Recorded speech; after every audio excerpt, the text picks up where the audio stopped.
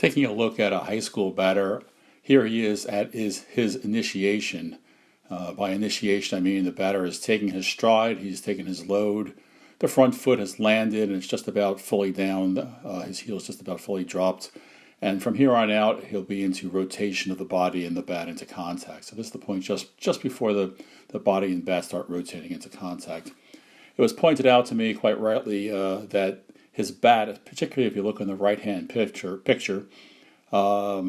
is kind of upright. It's kind of pointed straight up to the sky, probably more so than it should be as compared to a major league hitter. It doesn't overhang. His head is kind of pointed a little bit straight up. And I thought I'd take a look at why that might be the case. Again, looking at the arrow, this is maybe where the bat would point if you had a flashlight at the end of the bat. It's kind of pointed down close to his feet. You would expect that arrow to be pointed more toward the left if the bat then was more properly located, kind of pointed more toward the catcher. So what's going on here? Well, the first thing I looked at was just the angle that he forms between where the bat is and his lead forearm. In major leaguers, this is generally or pretty much always less than 90 degrees. This batter does have it slightly less than 90 degrees, so that's a good thing. Sometimes young players actually kind of rotate the bat to the left in this picture and have an open angle between the lead forearm and the bat.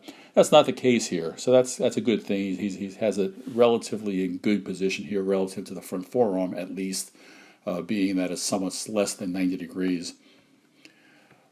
It was also pointed out that the knob of the bat seems to be a little bit low, and I drew what I call the shallow V, hopefully a shallow V, that is formed by drawing a line from the lead shoulder down to the lead elbow and then to the lead wrist.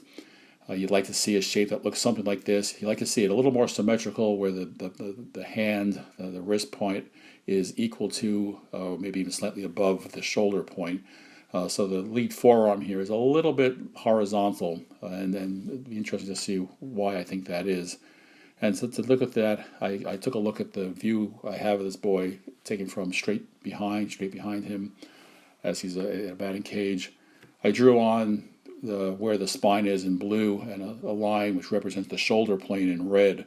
So that kind of runs perpendicular to the spine and through the shoulders. It's a good way to reference positions in batting by looking at these two geometries.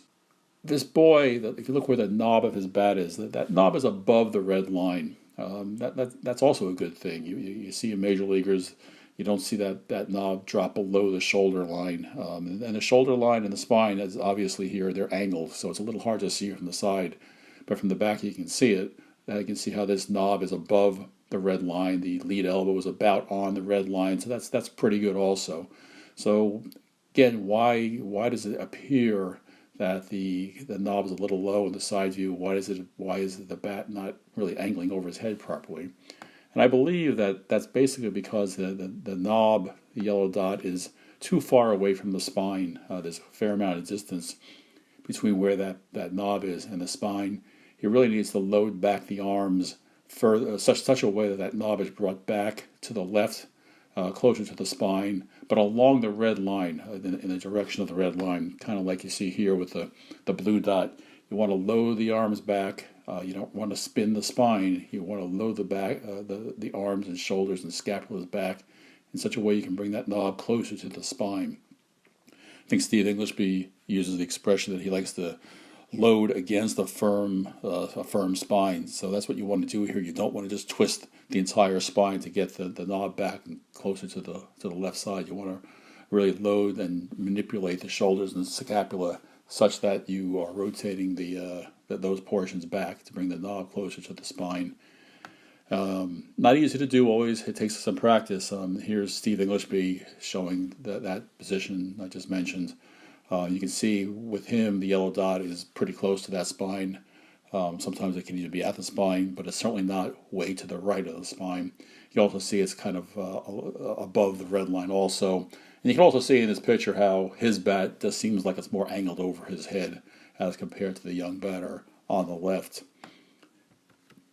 Going back to the side view, drawing a red line through his arm and bat.